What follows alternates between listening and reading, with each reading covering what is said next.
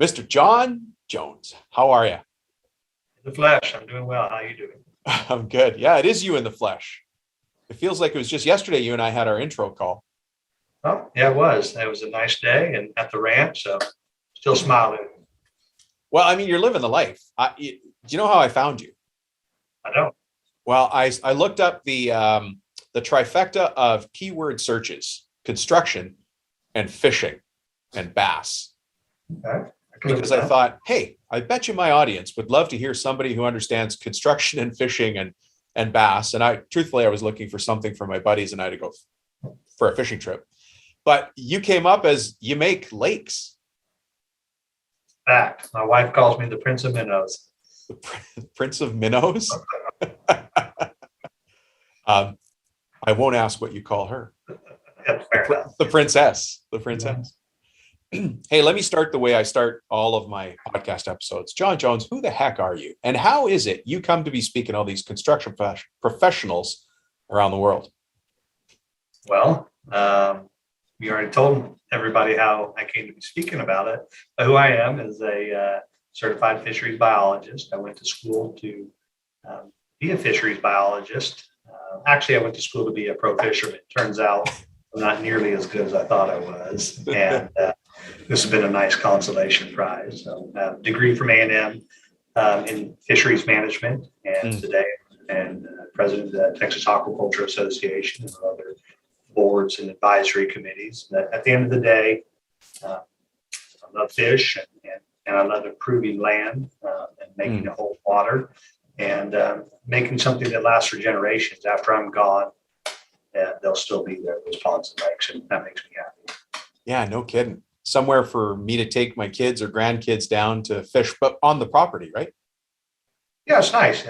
Less you can have whatever experience you'd like to have when it's your lake. You can tweak the fishery itself to have the species you want, the catch rate you want, and the experience you want. It might be a trophy bass lake, or it might be a high catch rate bluegill lake, or maybe even walleye or trout, or maybe you don't care about fishing at all and just looking at the water, which is what a lot of people do with their lakes. Yeah. Well, then the ducks come in and you think, I kind of like ducks. Yeah. People pretend they like to hunt them, but usually you have to get up pretty early. So usually they end up just looking at them. Yeah. The problem with ducks is they're delicious. They've done it to themselves. Well, I think combined with bacon, maybe. But Ducks are pretty fatty. Yeah. So what made you, I mean, we're here to talk about construction and the business of construction. Actually, in our pre-call, you had a pretty interesting take on things. And so we came up with this topic for today: invoice with confidence. But how does a fisheries biologist start making lakes and then get to the point where you're running it like a real company, to the point where you recognize invoicing with confidence is the way to go? Tell us all that background. Well, so it started with sitting on a buddy of mine's couch in high school and wasn't planning on going to college. I came from a long line of entrepreneurs and planned on staying in the family business, which was water well drilling. And so learned a lot about business back then, the hard, dirty parts of work, and learned how to love work. You know, if you love work, life's pretty easy. There's some things about work that isn't always fun, but if you don't hate it when you get to work, you know, you're going to have a better day. So scrolled through the whole college catalog and got to the last page, and it was College of Wildlife and Fisheries. Heck, you know, that seems pretty nice. And a friend of mine had just said, hey, if you do what you love, you never work another day in your life. And I understand that's corny, but at 18, that sounded pretty smart. And so, you know, I love fishing. And so I decided then I was going to go to A&M and get a degree in fisheries management so I could become a pro fisherman. How could that not help to have a degree? Wow, absolutely. So totally random, but that's how I got here. Got a degree in fisheries management, worked for another lake management company a little bit while in school, and met John Lucko of Lucko Ranch. And together we started a lake management company after I graduated. And fast forward 20 years. We're now the largest of our type in this part of the country, and we manage thousands of lakes. But there was a need, and continues to be a need for high-end lake builds, and so Texas is a pretty large area in the surrounding states, and usually there's a contractor or two with skills in the area, and there's some with less, and but meeting up with those can be kind of tricky. And I also found that people that like to drive bulldozers for a living, don't really appreciate the input of a whippersnapper coming in and giving them Tell them what to do. Yeah. So eventually we ended up, advising and having subcontractors, and eventually doing the work in-house. And so that's where we are today. Cool. Very interesting. So from that brief intro, I heard two things: build lake and manage lake. Mm-hmm. Let's talk as if we're business people who just happen to be in construction. Which side of that business is better long-term for you, building or managing?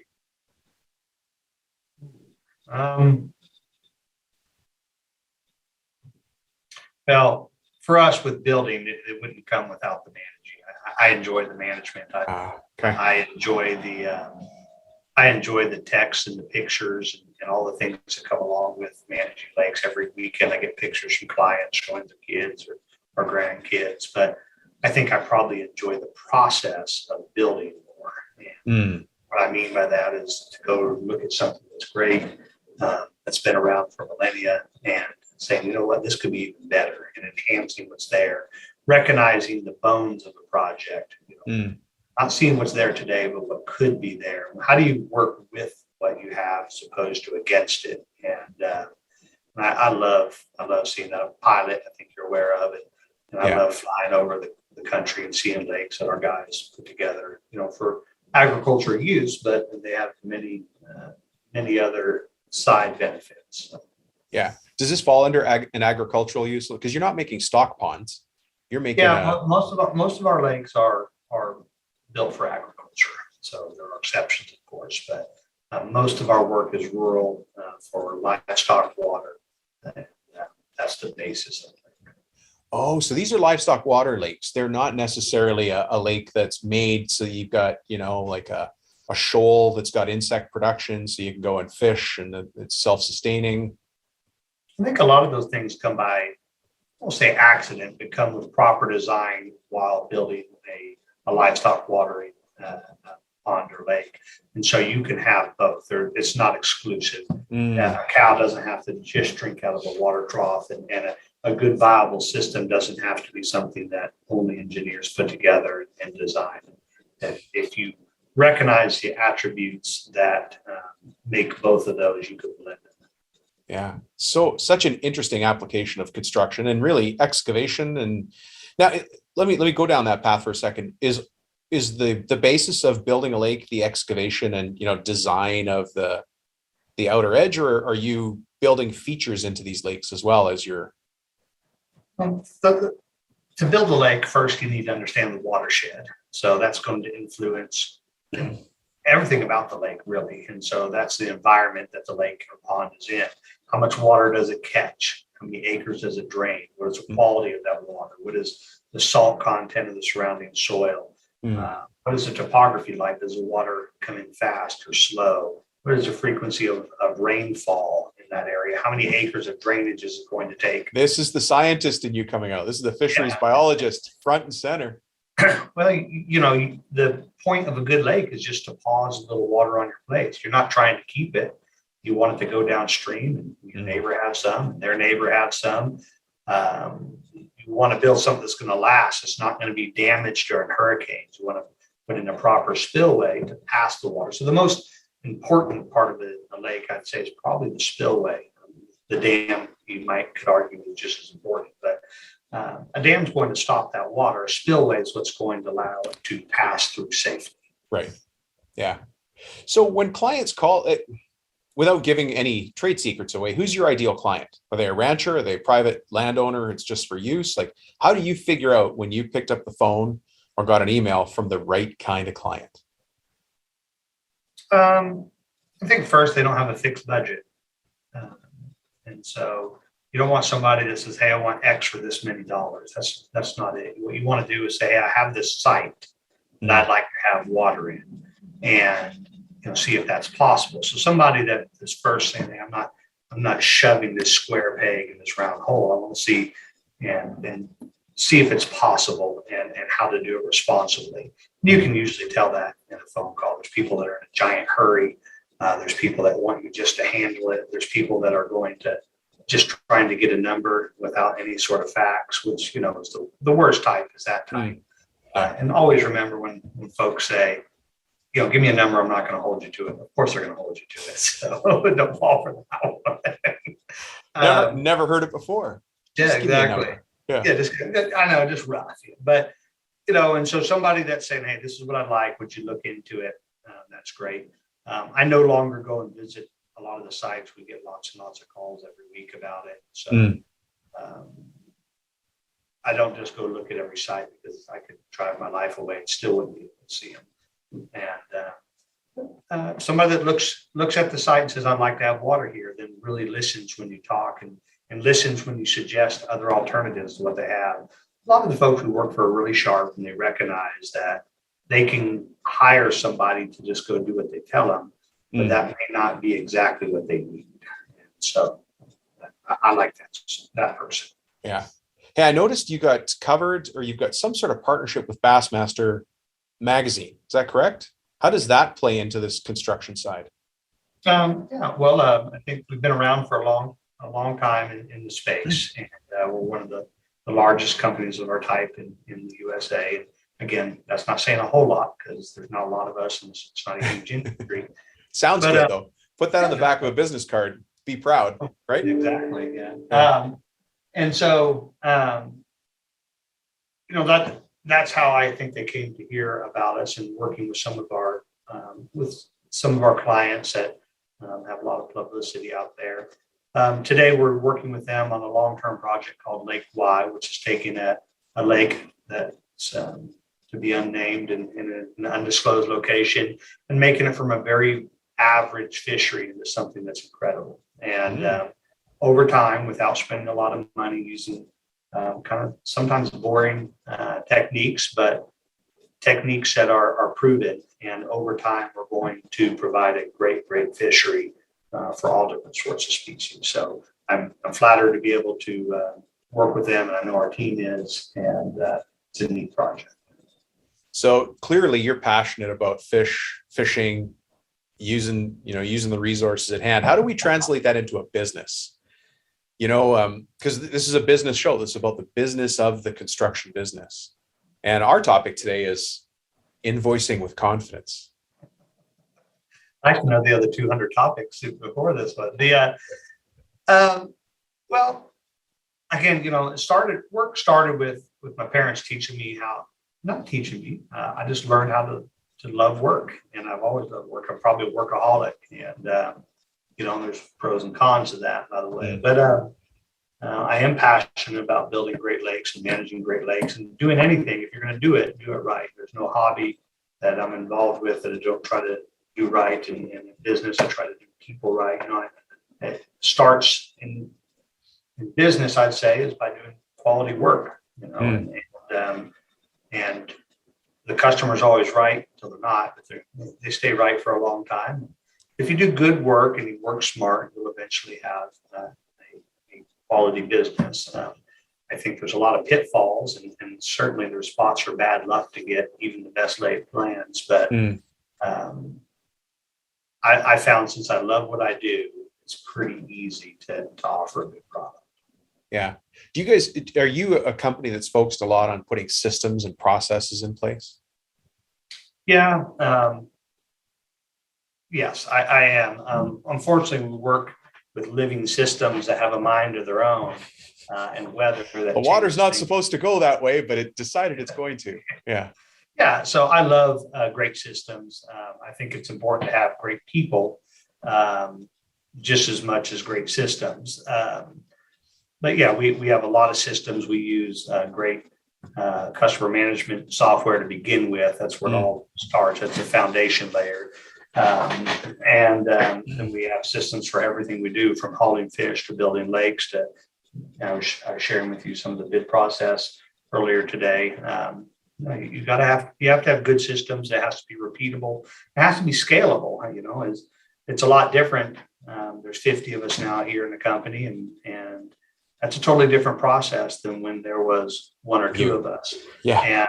And when there's 100 of us, it's going to be different again. And when there's 200, it'll be different again. So, you have to build something that's scalable if you want to have a business that grows over time. Although there is something to be said for having a good small business with fewer employees that offers a high-end product and not going through the growth pains that you have to go through. Absolutely. Yeah. It's interesting you say that, because too often people think growth for growth's sake is the only way to run your business, but it's not. It's not. But you still have to have systems so that when you've gotten to a comfortable place. I'm making X much money. I'm working this much time. My people are doing this kind of perfect work. You still have to work at it. It's the same, I guess, as whether you're making a cupcake or a cake. You still have to follow a system to get that thing right. It doesn't matter how big it is. It's whatever you want it to be. Yeah, and as I said, those systems can be pretty simple when there's only a few of you, but they complex up a little bit with more folks and turnover of folks and all those things. So yeah, and people to buy into those systems. You can have the greatest system in the world, but if everybody doesn't buy into it, you get rid of that person, or do you get rid of the system, or do you mod a little bit of both? Those are where it gets a little bit harder. Yeah. As the company, I know we're still not on the invoicing thing, but we'll get there. As the company grows and you add people, is it easier to build that right culture? The culture that John Jones wants, or is it a little harder? No, harder. Always harder.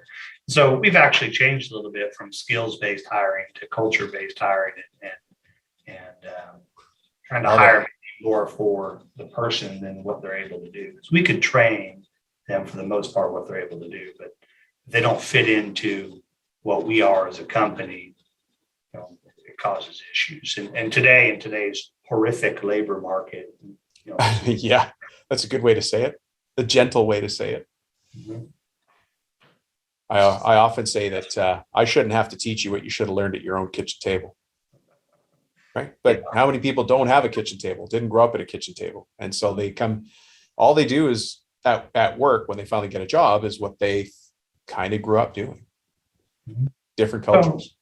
And different stuff. We have biologists that are great for interacting with the environment, but maybe not always necessarily what you want dealing with the customers as far as the sales part. And right. It takes all different types of folks to do what we do. That sounds crazy, because when you boil it down, we sell fish and build eggs and that sort of thing. But it's a melding of a lot of different types of people. Yeah. And the bigger you get, the more complex it gets. Yeah. To decide me, I feel that's not the part of business ownership I does. You want to bring in people that can do that part for you. That's not, I recognize that's not. What did it take for you to recognize that? What happened? Was there a watershed moment, not to use the pun? I had to do it. I had to. No, I just something I realized over time, something I probably thought I was better at, leading people but that's not it. What I am is task oriented. I like to build things and make things better and get jobs done. But the day-to-day part, there's other people on our team who are a lot better at it to deal with employees and customers. Yeah. Do you remember making that first hire that took you off so you could stay in the task and keep somebody else on the systems? You don't have to name names if anybody in the background is listening. And it was a lot different back then, because our culture, we hired people like myself, or people we meshed with, and most of those people are still here, believe it or not. We rode together and we learned the way each other did things. We learned how to do them the same way. And so the initial hires in the first 5 or 6 years, a lot more of those folks are around, and as we've become larger, people have the same amount of ingraining of a company culture. Yeah. That's interesting. So a lot of the first people are still with you, and there's been a little more turnover in the people added after that. Yeah, I think that there's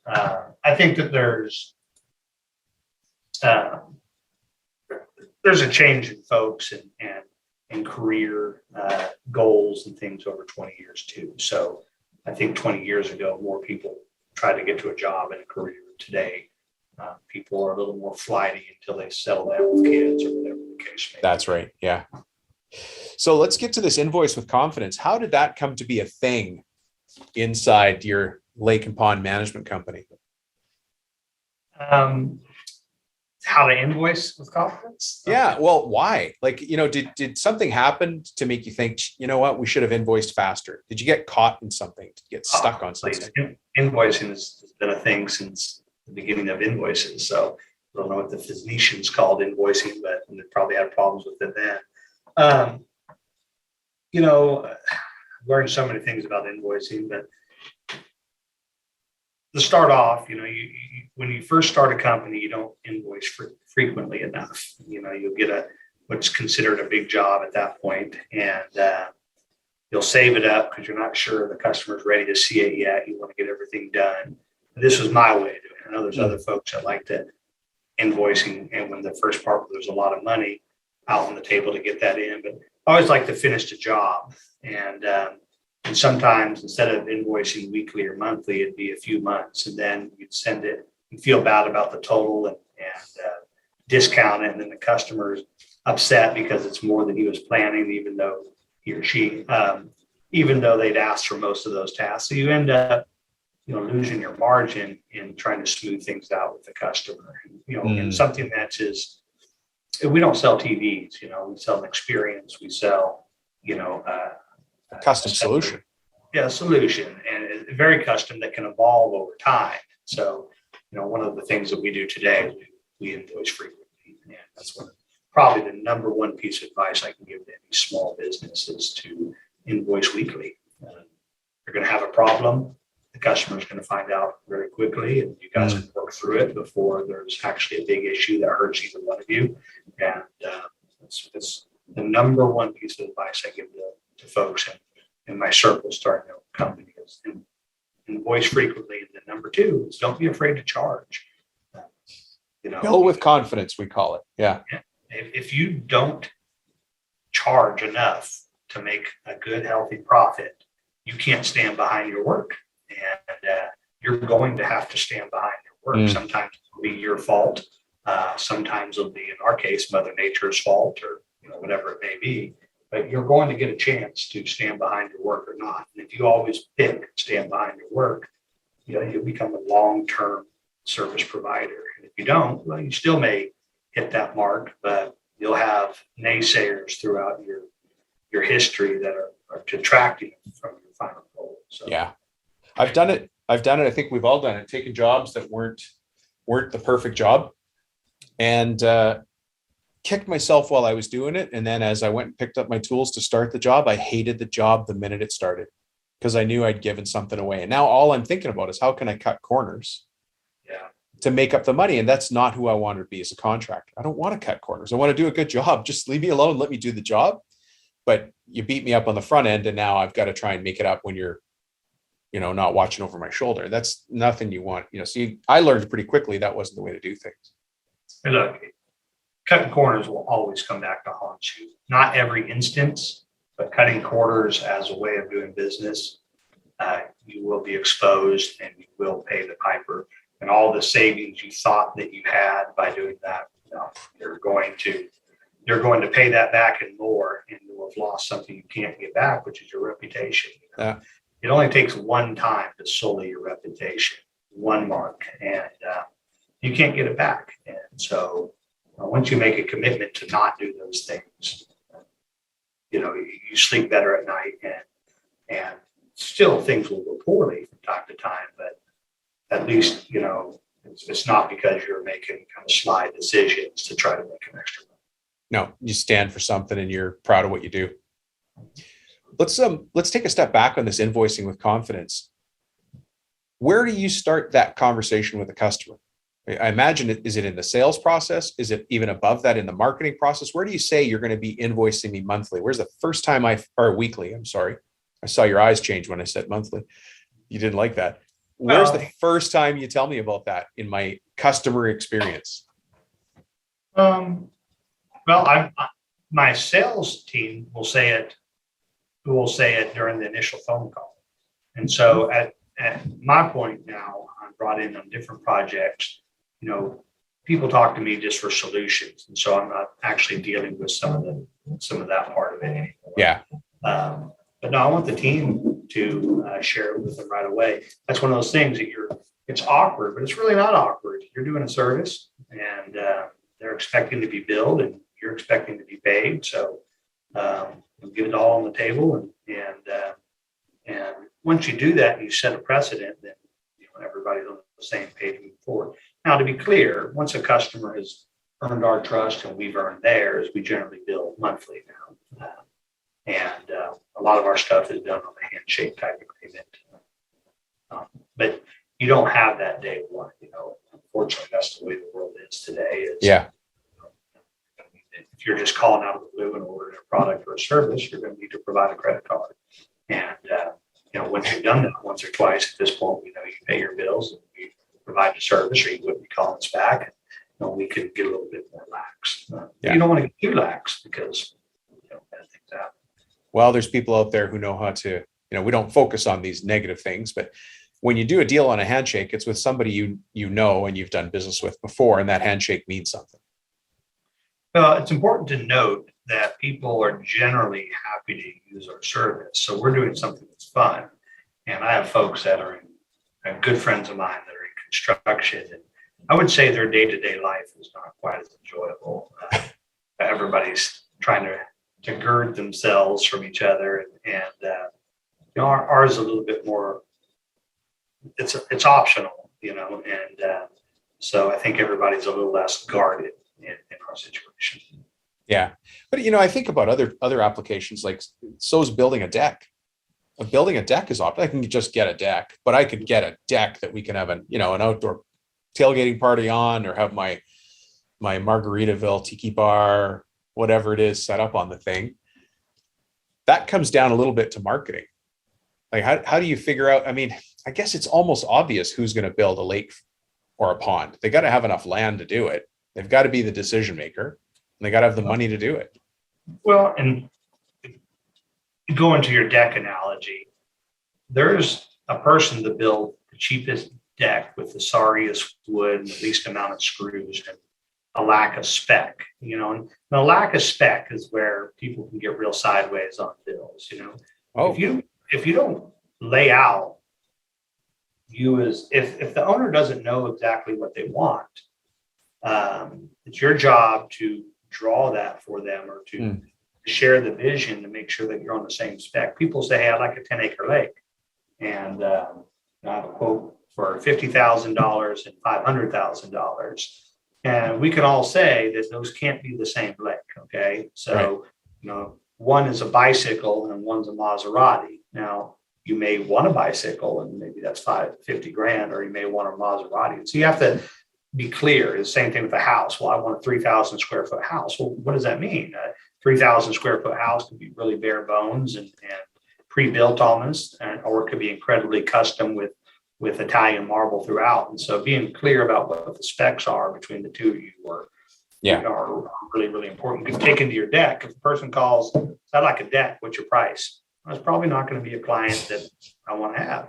I'd rather probably not do work for that person than to do work, because that's not going to be a type of work that's going to end well for either one of us. If the person says, hey, I want a deck and it has these specs, well, then that might be somebody I want to work for. If the person says, hey, I want a deck and I want these specs, and I don't necessarily want the cheapest, I want somebody that can meet these specs, the most like I have envisioned. Now, that's certainly somebody I want to try to put a price out for. Or really want to work for somebody that says, hey, I like a deck. I'd like it to be well made. Could you provide me specs and a quote for that? Now, sometimes people take that and shop you, but that wasn't somebody you wanted to work for anyway. So there's no reason for you to be hurt about losing them as a client. That's technically that's stealing. Yeah. And at the same time, sometimes the best deals you ever do in business are the ones you never got. And those. I mean, if you answer the phone frequently, those within a few minutes. There's a type. How much training do you put into your people around asking these really good questions up front? It's called in the sales process, it's called qualifying. I'm not sure if you use that term at your company, but how much time do you spend training your people on qualifying that incoming lead? A lot, because we have full-time SDRs here that qualify the leads before they go to our sales team. Okay. So I have two folks that's what they do is qualify leads. And SDR stands for what? You'd have to ask the marketing people. Oh, okay. Sales development representative, something like that. You're in the ballpark there. Yeah, but their job is to take the incoming call. I know what their job is. Their job is to take the leads that come in. Yeah. And qualify and make sure they're right. And in addition, it's to deal with some of our existing clients and leads during campaigns and flesh out, I'll use another analogy again, because most of our stuff is not a must do. It's like that deck. It's optional. You can do it when you like to do it.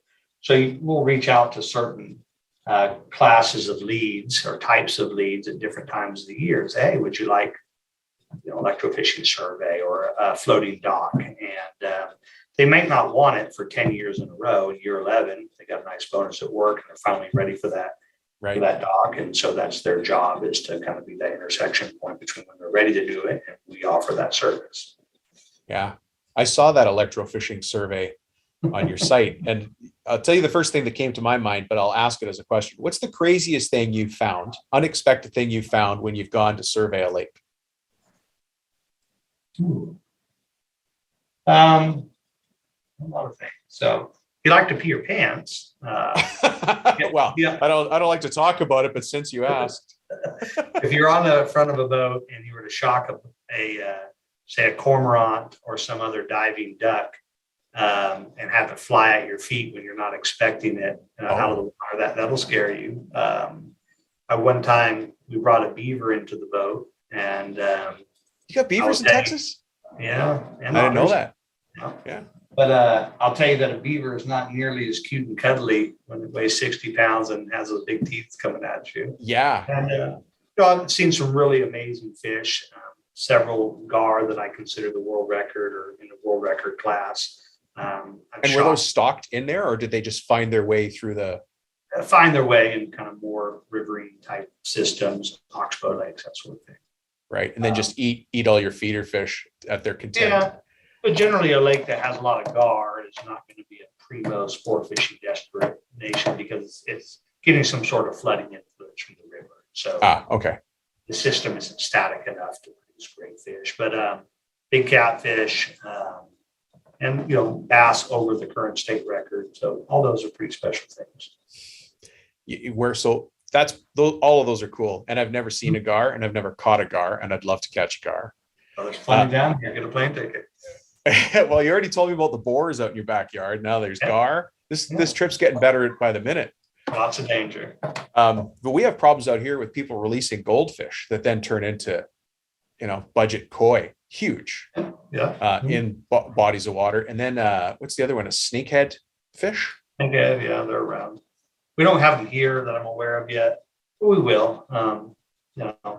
Man is a great vector. We speed up the progression of things quite a bit. Fire ants and elm beetles. It's a bummer, right? Because we're consumptive users, and that's part of the byproduct of being good users. Yeah. Well, cool. Probably the thing that sticks with me most from this interview is that image you gave me of somebody walking out the dock with their kid fishing or their grandkids fishing. It's the best pictures. My phone is full of them, and it's nice. Nice to know that you made a memory that lasts longer than you're going to, and I know that's the case. And I love watching generational waters be developed. And sometimes the ranches get sold when the patriarch and matriarch passes away. But sometimes now in Texas, it's a big thing to put them into a trust, and it's nice to know that now it's going to stay in the family for a very long time. Yeah, love it. If somebody wants to get in touch with you, reach out, find out more about you and what you do, John, how do we do that? I'll go to my website. It's hard to spell, but it's worth going to. And so I would go to luckoranch.com, and that's LOCHOW ranch.com. And that's our fisheries management website. And from there, you can go to Shoreline Consulting, which is our lake and pond building arm, and peruse it. If you still have questions, they should mostly be answered by the videos and the text there. But if not, feel free to reach out and ask for John. That's me, and I'm happy to answer any questions. Yeah. And you're a pilot as well. So, because we were talking about a client I've got down there south of Austin, you said, I think I'm going to be flying over him in a couple hours. Yeah. That was another decision I made because of business. So one of the many hobbies I have is do-it-yourself moose hunting up in Alaska. And so, come on. That's it. I have to get away from people and get cold once a year. And, I love it. Oh, it's great. It's fantastic. But I came back from a trip, and I had a meeting down Laredo. And so I got back from a hunting trip. I drove about 7 hours, had a 15-minute meeting, and I drove back, and I said, you know what? There's got to be a better way. That's not going to be me. So the next day I got on the internet and I bought an airplane. And without a license, you just bought a plane.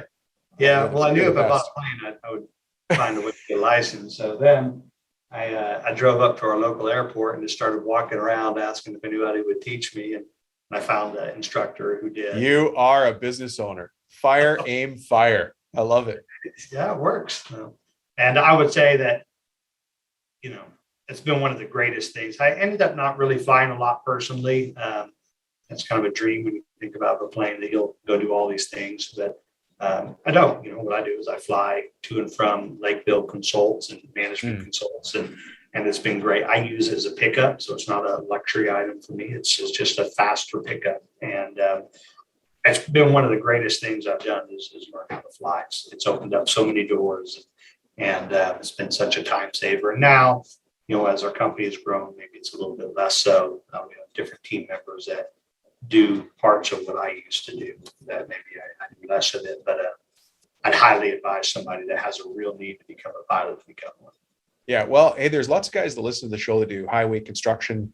They're doing, the seams between bridges and servicing those, and they're going miles and miles in between job sites. We didn't even talk about how you manage all these remote job sites from one location. Well, maybe another day, if people like listening to me talk, we'll talk about it. But in Texas, having an airplane is great. There's a ton of airports, and there's also tons of dirt roads. And usually on a lake build project, we'll put in a temporary earthen runway to land on. Really? Yeah. It's at the end of the day, a runway is just a dirt road, at least for the type of flying I do. So it doesn't have to be as complex as it might sound. Yeah. Well, and can you land on a on like pasture land? Is this a Super Cub type thing with the big tires? Or? A little bit more than a Super Cub, but yeah, on some bouncy stuff. But generally, because we have so many wild hogs in Texas, I'll drive to a place first unless it has a runway. I'm not just going to go use their pasture because it may or may not be suitable. But once I've inspected it, generally future business I would fly. I love it. But there's hundreds, if not thousands, of runways. You live in the thing I think about. So hogs, fishing, moose hunting, not so much flying. You would never get in a plane with me because I'm too much of a big picture guy. Mm-hmm. And I know that you have to go through the checklist to fly the plane. And I'd be the first guy to go, it should be fine. That noise has been there for a couple of months now. No, it's easy to slack on your checklist, and I've been guilty of that. But that's one thing you never scrimp on is plane maintenance. So you never ask the price. You just say, please fix that. Please fix it. When could it be done? Yeah, you want to haggle, we can go back to the porch and haggle about the porch. But no, when it comes to your airplane, you fix it right every time. No, you can't pull over an airplane. So when you have an issue, it's not like a you cannot. I had a pilot say to me once, because I was on a commercial flight and we were stuck on the runway for something. And he kept coming on and apologizing as they do. And then he finally went, look, folks, I'd rather be down here wishing I was up there than I being up there wishing I was down here. And, everybody in the plane that was all getting snarky looked at each other, we're nodding. We're like, he's got a good point there. So that's it. I always, I'm kind of a sissy when it comes to flying weather and that sort of thing. But I always say it'd be pretty dumb to die because of minnows, and so just pick and choose your battles with an airplane. But that's right. Used right, it's a a heck of a time saver. And like I said, it opens more doors than just being able to get from point A to point B quickly. Pilots really stick together. And, you know, again, I can't say enough about, I think everybody should get a pilot's license if they have a reason to get one. If they have a reason. Well, it's about time management, making the most use of your time going, and your sites are spread out because you're in Texas, Louisiana, Oklahoma and Arkansas. Yeah, that's all. Can't see why I wouldn't want to drive to the furthest corners. John, thank you. I've had you too long here. I appreciate it. It has been a great interview. I really appreciate it. Oh, no, thanks for having me. I hope that helps some of your listeners, and I look to talking to you in the future. Yeah. Thanks, John. Bye.